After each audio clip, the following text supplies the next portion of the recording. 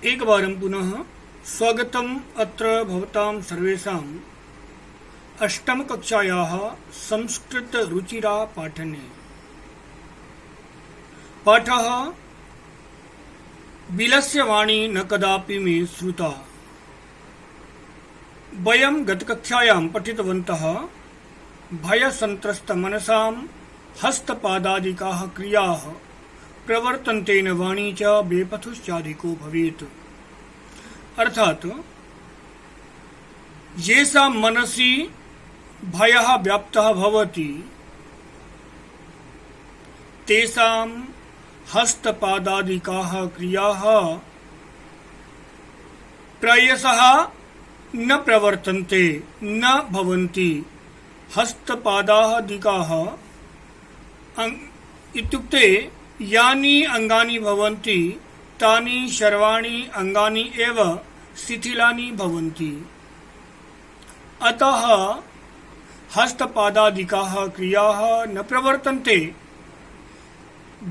प्रवर्तन्ते न वाणी च न प्रवर्तते। वाणी अपि न निर्गच्छति। वेपथुश्चाधिको भवेत्। केवलं वेपथुः एव भवति इत्युक्ते स्वेदः आगच्छति, कंपनं भवति। अर्थः कः? जिनके मन में डर बैठ जाता है ऐसे लोगों के हाथ पैर की सारी क्रियाएं बंद हो जाती हैं, वाणी साथ नहीं देती और शरीर से केवल मात्र पसीना बहता है अथवा उसमें कंपन होता है। यह श्लोक दोनों पर सार्थक हो रहा है। यहाँ तो शेर ने सोचा कि वह सियार डर गया है और इसलिए वह यह नहीं समझ पा रहा कि क्या करना चाहिए क्या नहीं करना चाहिए, उसे चुपचाप चले जाना चाहिए था। किंतु वह बिल को कहता है कि यदि तुम मुझे नहीं बुलाते हो तो मैं दूसरे बिल में चला जाऊंगा। अर्थात वह अपना दिमाग नहीं लगाता। तदहम अस्य समाह्वानं करोमि। तत् अहम अस्य समाह्वानं करोमि।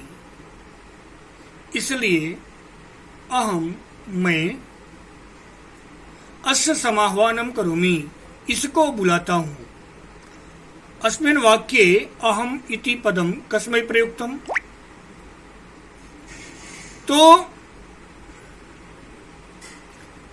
अस्मिन् वाक्ये अहम इति सर्वनाम पदम सिंहाय प्रयुक्तः अस्ति।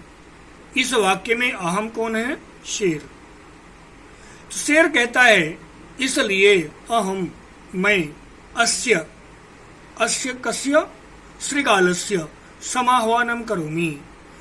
मैं इस सियार का आह्वान करता हूँ, मैं इस सियार को बुलाता हूँ। एवं सह बिले प्रविश्य मे भोज्यं भविष्यति। कः भोज्यं भविष्यति? सः श्रृगालः। कस्य भोज्यं भविष्यति?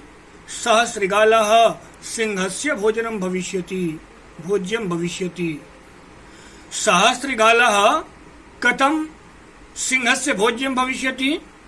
तो सः श्रृगालः बिले प्रविश्य सिंहस्य भोज्यं भविष्यति।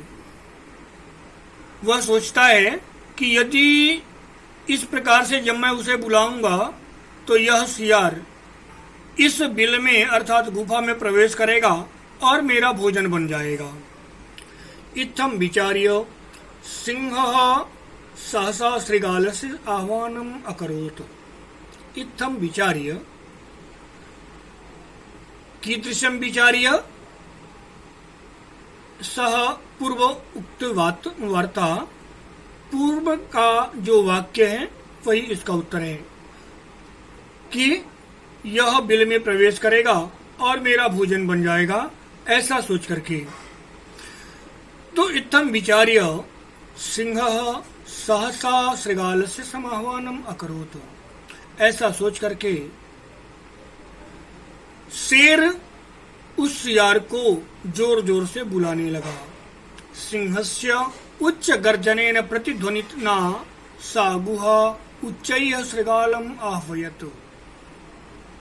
श्रृगालस्य उच्च गर्जनेन, क्षम्यतां, सिंहस्य उच्च गर्जनेन, शेर की ऊंची गर्जन की ध्वनि से, शेर की ऊंची दहाड़ से वह गुफा गूंजते हुए, गुंजायमान होते हुए उच्चैः श्रृगालम् आह्वयत्, जोर जोर से सियार को बुलाने लगी। अनेन अन्ये अपि पशवः भयभीताः अभवन्। अनेन अन्ये पशवः, ये समीपस्थाः पशवः आसन्, ते अपि भयभीताः अभवन्। के भयभीताः अभवन्? तो अन्ये पशवः भयभीताः अभवन्। अन्ये पशवः किमर्थं भयभीताः अभवन्? अन्ये पशवः सिंहस्य उच्च गर्जनेन भयभीताः अभवन्। शृगालोऽपि ततः दूरं पलायमानः इमम् अपठत्। अनेन, इससे जो जंगल के दूसरे पशु थे वह भी भयभीत हो गए, और शृगालोऽपि ततः दूरं पलायमानः इमम् अपठत्। शृगालः अपि तस्मात् स्थानात्, अर्थात गुहा समीपतः दूरं पलायमानः, दूरं पलायनं कुर्वन्, दूरं धावन् इमं श्लोकम् इमम् अपठत्। सियार भी वहां से दूर भागते हुए यह श्लोक बोलने लगा। अनागतं यः कुरुते स शोभते, स शोच्यते यो न करोत्यनागतं। वनेत्र संस्थस्य समागता जरा, विलस्य वाणी न कदापि मे श्रुता। अनागतम यः कुरुते स शोभते। अनागतम अर्थात विपरीत परिस्थितौ यः कुरुते, यस्य बुद्धिः कार्यं करोति, स एव शोभते, सः एव सुंदरः भवति, सः एव कल्याणप्रदः भवति। किंतु स सोच्यते यो न करोत्यनागतम्। सा बुद्धि, तस्य बुद्धि चिंतनीया दयनीया भवति, यस्य बुद्धि न करोति अनागतम्। विपरीत परिस्थितौ अर्थात संकट काले कार्यं न करोति। अस्मिन् वने वनेत्र संस्थस्य समागता जरा। अस्मिन् वने संस्थस्य निवासस्य मम जरा समागता, अर्थात अहम वृद्धा अभवम्।